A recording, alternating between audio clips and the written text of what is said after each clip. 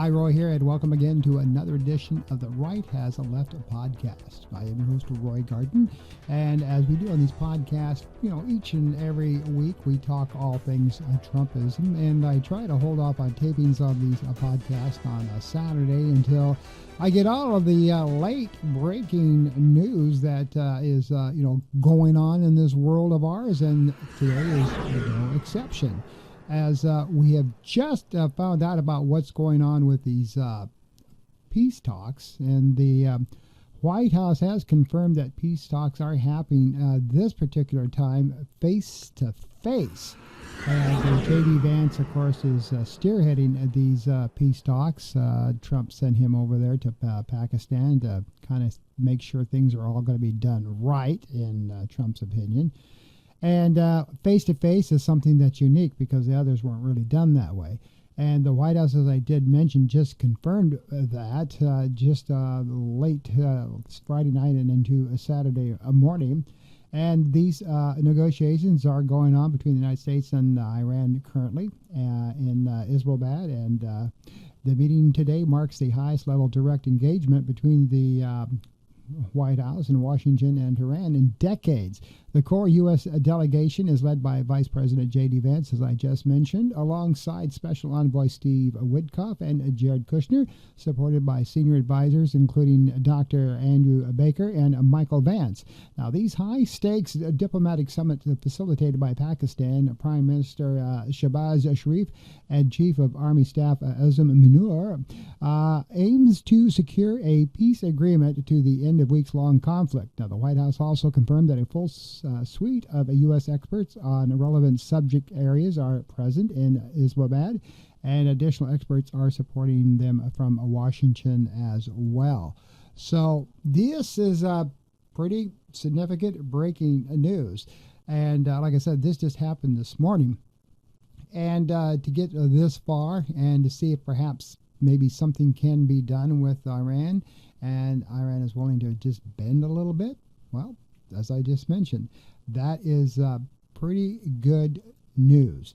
Now, the peace talks, as I just mentioned, between J.D. Vance and the Pakistani Prime Minister is unique because Pakistan has been really good in facilitating these talks in the Gulf region, and they're also pretty neutral. When the U.S. has done something that Pakistan says BS, they've called the United States out on it, especially with Donald Trump. If Iran has done something, they've done the same thing. So it's pretty significant that we've got these kinds of peace talks going on.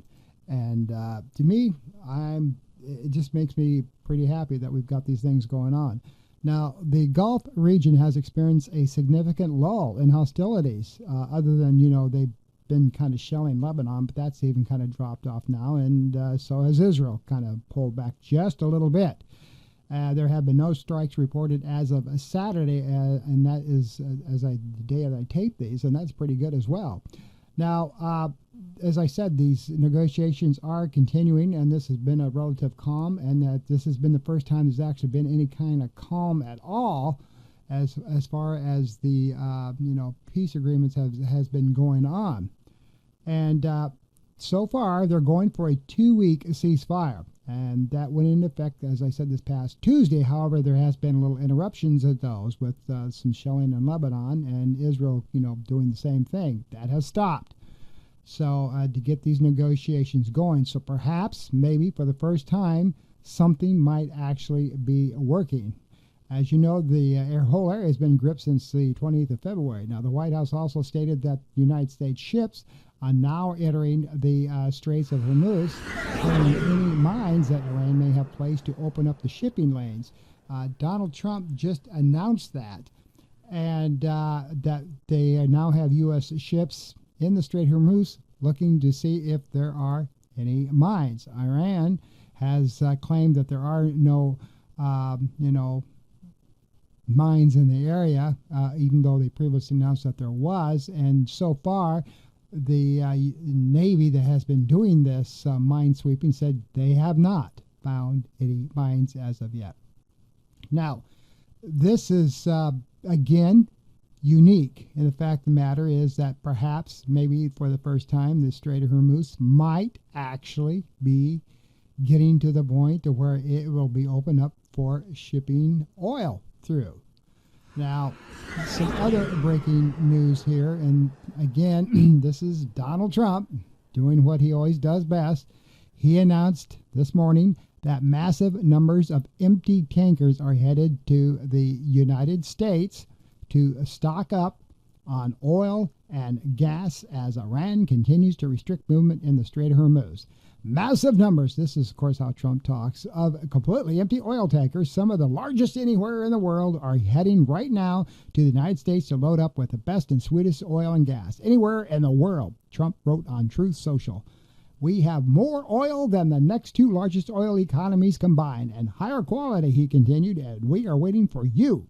Quick turnaround. The post came as United States and Iranian delegations were meeting with Pakistani mediators in Islamabad for indirect negotiations aimed at hashing out longer-term agreements to end the 6-week conflict in the Middle East.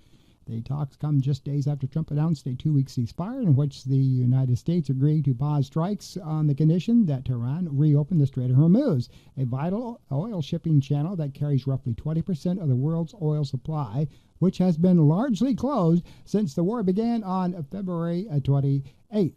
Now, again, this is bizarre because when J.D. Vance goes over there and tries to negotiate something, and you always kind of leave it to Trump to come back and perhaps screw things up. And I'm not saying this will screw things up, but Trump, he's up in the middle of the night posting this stuff on Truth Social. A lot of it doesn't make any sense. And now he's saying that we have got so much freaking oil over here that we're going to fill up the tankers. So if that is the case, Mr. President, why is gas over $4 a gallon? And we got the best and the sweetest oil anywhere. Now, it is true, and again, I'm not an idiot here. I've got my bachelor's degree in entrepreneurship and business. I understand that since 20% of the oil comes through the Strait of Hormuz, that has a huge impact and the volatility of the oil in the world, and therefore gas prices are going up. But I'm just saying, he has not released any of the United States reserves on oil, and yet he's willing to have all of those tankers come over here and go to our Gulf and fill up with all the gas and oil that we have in the world to spare. Again, this is their main reason. And why we were attacking Iran? Yeah, maybe because of the Ayatollah over there, and yeah, maybe they've got uranium, and we don't want to have an atomic weapon. But again, it boils down to the oil. Trump has just come right out and said that time after time. It's the oil. We want Iranian oil. We want Venezuela oil. We want to get rich. I am going to figure out a way to put that into my own pockets as I sit here as your president. The Trump family is going to get wealthier and wealthier. You can't tell me that's not true. It is, folks. I mean, you just got to read between the lines. That's what it is. Now, President Trump also said on Wednesday he's considering the formation of a joint venture with Iran to set up tolls in the Strait of Hormuz after the Trump administration and Iran agreed to a 2-week ceasefire deal. Gee, let's make some more money. So, Iran charges $10 per oil surtax to go through the Strait of Hormuz, just like a toll, bridge per se. President Trump wants some of that money too. So, again, there's no agreement between Iran and the United States to do this type of joint venture. This is just Trump talking. Iran has not had any say so and say, we're not going to do that with you. But again, I suppose they might be chatting about it. Who knows? But so the joint venture was not part of the Iranians' 10-point peace plan that the United States proposed to them a week ago before we got back into this face-to-face talk. Things broke off and now we're chatting again. So Trump wrote on Truth Social that there was a big money to be made by the United States or by Donald Trump. Yeah, well, let's make sure that we've got that straight. So, and we'll be loading up with supplies of all kinds, just hanging around in order to make sure that everything goes well, he wrote. I feel confident that it will. The president also suggested Monday that the United States could impose its own tolls on vessels trying to transit through the Hormuz Channel. Leaders in Tehran signaled last week it would install a toll booth system to exert a price on ships seeking safe passage through the strait. The Islamic Republic's previous proposal to toll vessels drew criticism from Secretary of State Marco Rubio, and he blasted that potential system as illegal. However, if Donald Trump gets involved with it and the United States gets involved with it, well, that'll be legal. That'll be okay. So, it's if the United States led this, it would all be just fine if we were able to do that. So, there you go. If the United States can get involved with doing tolls, it's just fine. But if Iran tries to do the tolls things, well, that's highly illegal. But if the U.S. can get involved with it or have a joint venture, then it's just fine. All right. So take it for what it's worth. Trump took this deal as he needed a way out, pure and simple. He just really had no other option. He's trying to get out of this war with Iran. He knows it's bringing his poll numbers down. He knows that the American people overall are not happy with this. He knows that Congress is pissed as hell at him over this war, and he wants to bring it to a close. And as you know, he became unhinged this past weekend, especially during Easter. And this is where I want to go with this show a little bit, is kind of back up to last Sunday and what has led up to where we are right now with a more calmer and civilized, perhaps, negotiation on the table with Pakistan acting as our mediator than when we had the thing first kind of break down and Donald Trump just went through the roof. He, as you're well aware of, he said blowing up Iran as he wanted to do had been catastrophic for the United States and for the Republican Party. And 2 weeks ago, the ceasefire holding by both sides was very weak and skeptical, especially with Israel, going off and bombing Lebanon, which Iran didn't want them to do. And so, and the president was made aware of some of those things that were going on before he came to a podium that he made a speech. And he said it was completely unacceptable. And again, this is a case of what they were saying publicly was different when I said privately. And, Caroline Leavitt, the White House press secretary, was talking to reporters, and she said we had seen an uptick in traffic on the strait today. President Trump announced a ceasefire deal with Iran, and he thought things were going well until, they got upset about what was going on over in the other side of the country there, so in Lebanon. So he got very upset, and I'm sure most of you seen, as I got on the screen here, this Easter post where he dropped the F-bomb. This is the most holiest of days for people who are Christian, evangelicals or whatever, Easter Sunday. And what does Trump do? He lays in bed and shoots his mouth off and puts up this post that you are seeing here. And that post, and everybody agrees, was the most disgusting thing that I have ever seen any human being, be it a president of the United States, put up. And of course, he got a pass by most people who said, well, that's just Donald Trump, he's just upset, let it go, so he dropped a few F-bombs and so he wants to blow up Iran and kill everybody there. That's just Donald Trump, so it's okay, so when he came and did that press conference, and I have a little clip here, which I'm going to show here in just a second.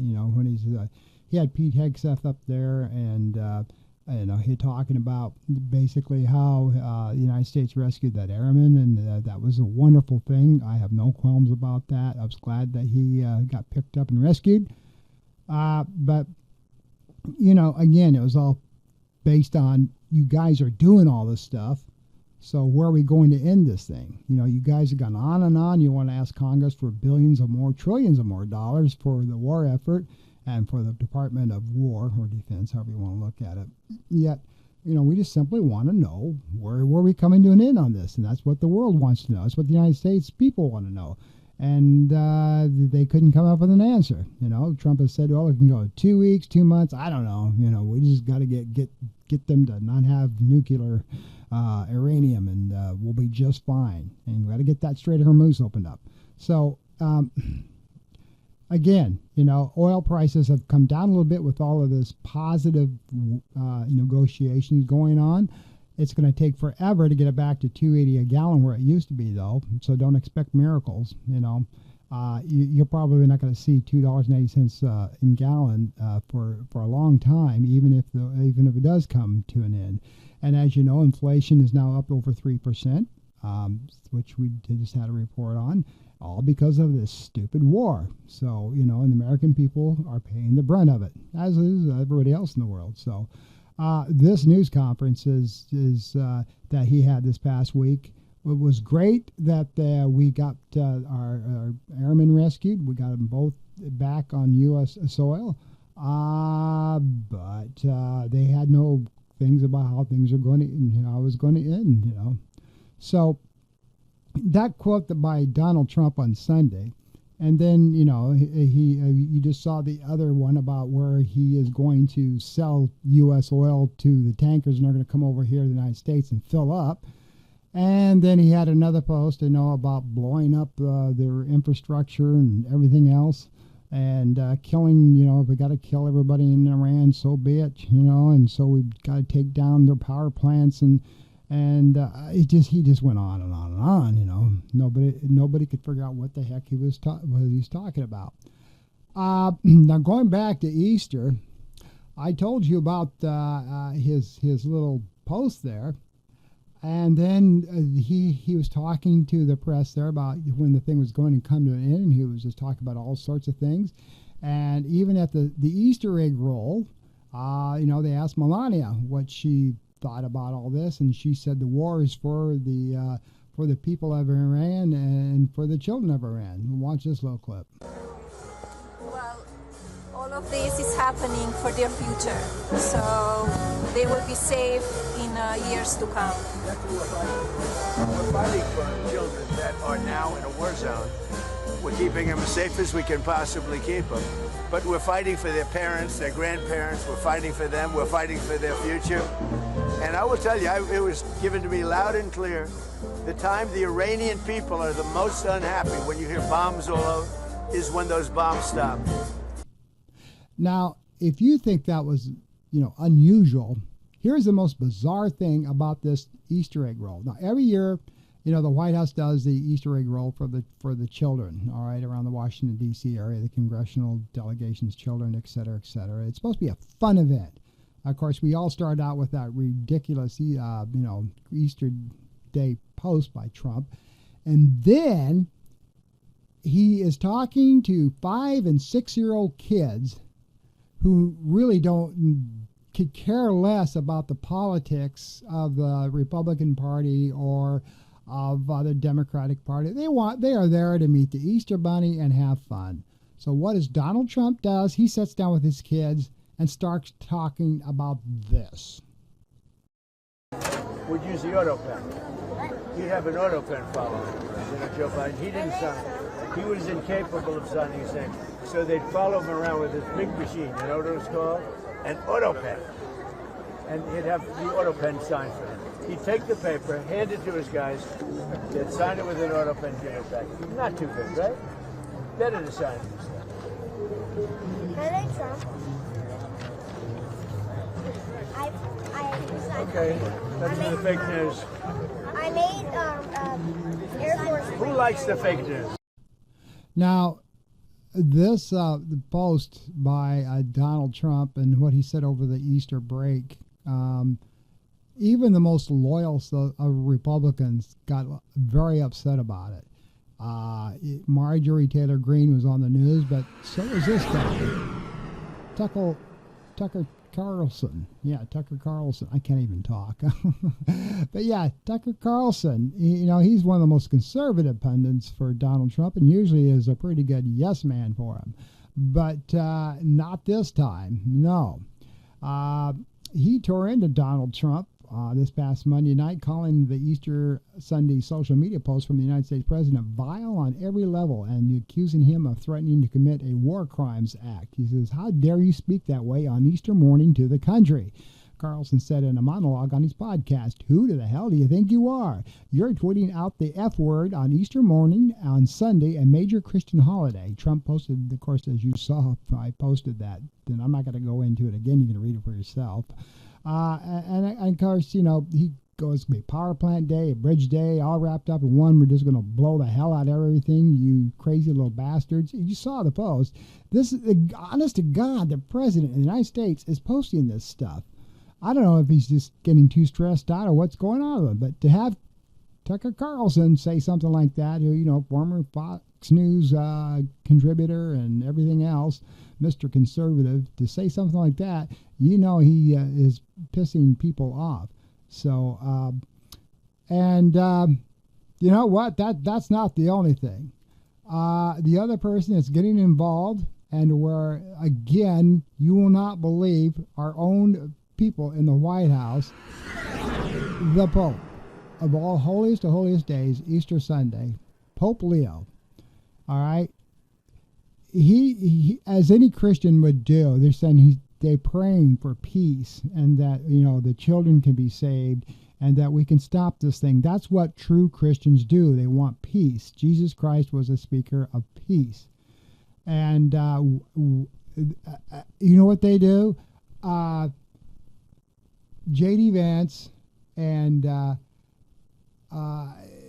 Pete Hegseth, he tears in to the Pope and tells him, "You better get in line." And of course, the Pope was scheduled to come to the United States for a papal visit, and he canceled that after that sordid remark. Pete Hegseth is Mr. Macho Man War, blow up everything. I love war. I sleep with war. I talk about war 24/7. I want war. And of course, the Pope on Easter Sunday, a religious holiday, prays for peace, and he tells the United States to pray for peace. And Pete Hegseth would have nothing of it. So he goes on and just has a rant and rave about it. So the relationships between the United States and the Catholic Church, specifically Rome, have not been the same since January, when senior U.S. defense officials shared an abrasive message with a Vatican official. And of course, days after Pope Leo delivered his State of the World speech, Undersecretary of Defense for Policy Elbridge Colby summoned Cardinal Christopher Pierre, the Vatican's U.S. representative, to a closed-door Pentagon meeting for a bitter lecture. And so Pete Hegseth echoed those same remarks. Okay, and according to a blistering news report by the Free Press, the military power has the right to do whatever the hell it wants in the world. The Catholic Church had better take its side. The U.S. official present at the meeting, brought up by the Avignon papacy, a period in the 14th century in which the French monarch had bent the Catholic Church into submission, ordering an attack on Pope Boniface VII that led to his downfall and subsequent death, and forcing the papacy to relocate from Rome to Avignon. This all goes back in history, okay? That's what they were trying to say, So the Trump administration had taken issue with the Pope's critique of its militaristic history. The church does believe in peace, not war. And they were trying to go back in history with what I just read there and say the Catholic Church has always had a history of supporting war for the efforts of getting people free. But that's not, again, that's their take and not the Catholic Church. And so they're pretty aggravated by what Pope Leo said. Now, Pope Leo, as you're well aware of, has a little bit of different approach. He is an American. He has a little bit different approach than maybe perhaps previous popes. And he is more of a peaceful, loving pope and the way he supports different facets of what's going on in this world today, maybe than other popes. But anyway, to make a long story short, the U.S. is not happy with the Catholic Church because of Pope Leo's stand, and so. To tell the Pope, though, you better get you in the church in line or else is not good, all right? And so in other news, as I just stated, there is deflation is up 3% because of the war. It's the highest it has been in a long time. It's 3.3% and was up from 2.4 in February. The monthly rate measured by 0.9% according to the Bureau of Labor Statistics. And of course, it's all because of oil spiking and because of the war in Iran. That's why inflation is spiking. Gas rose by 21.2% last month, and the consumers are very soured on the economy right now because of what's going on. Even though stocks are mixed, but they are going up a little bit. And so they're still kind of in this wait and see what happens. So that's why, you got to be a little concerned about what's going on with inflation right now. And of course, the Supreme Court is also, having some discussions about whether or not Trump's tariffs are legal. Again, Trump wants to put more tariffs on things because of what's going on in Iran. Now, the other news that's going on here is Melania Trump. Just when they thought the Epstein files was all slowly going away because of the war in Iran and all these other things that Trump's doing to distract people, she comes out with her own press conference and says that she had nothing to do with the Epstein files and didn't know Epstein, didn't know Maxwell, and I want you to know that I'm tired of all this stuff and don't mix me up with this mess because I have nothing to do with it.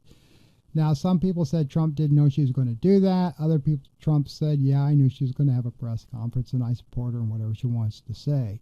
And I know that she was trying to do damage control, but what upset Trump privately was the fact that I just got this crap to go away and you go out there and bring it up again, So, yeah, she she's an independent woman, Melania Trump, she has the right to say what she wants to do. And most people think the first ladies are supposed to be submissive little spouses and go around and do charity events and stuff, and that's it.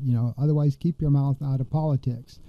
Melania Trump, especially in this particular term, has been a little bit more aggressive in the fact of the matter is that she likes to speak up a little bit. You saw that little clip over Easter.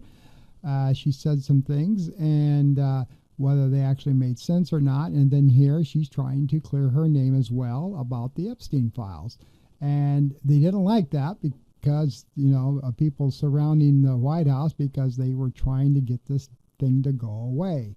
And now she opened her mouth and it's not going away. So,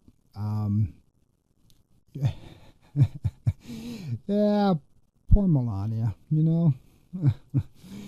she's just trying to do the right thing, and I'm not knocking it. I'm glad to see, whatever you may think of Melania Trump, it's nice that you do have a first lady that can at least have their own mind and say things when they need to say them, and she is one that in fact did. So good for her is all I can say. And again, the Epstein files are never going to go away. And again, the victims need to have their day in court, and they need to be able to speak and get before Congress and say what's going to be said. And she kind of agreed to that same point, because when Pam Bondi was in there, she wouldn't even give them the time of day. And as you're well aware of, now that Pam Bondi is no longer in her position, they said that she was scheduled to go back and testify again, and now they said that she doesn't have to. So we'll have to see where that's going to go. Some people said she still needs to, and the chief Republican person in charge of the investigation said no, she doesn't need to. So I'm kind of got mixed feelings on where they're going to go with this, to be honest with you. So I'll be surprised what's going to happen. All right, so basically that's my podcast for today. I really wanted to focus on what was going on with the Iranian peace talks. And so far, it looks like we may have some kind of a deal done here. If it doesn't fall apart, they are working really hard to get things set up here. And perhaps what's going on now with clearing the straits, perhaps tankers will resume there. There's still a lot of bizarre stuff going on.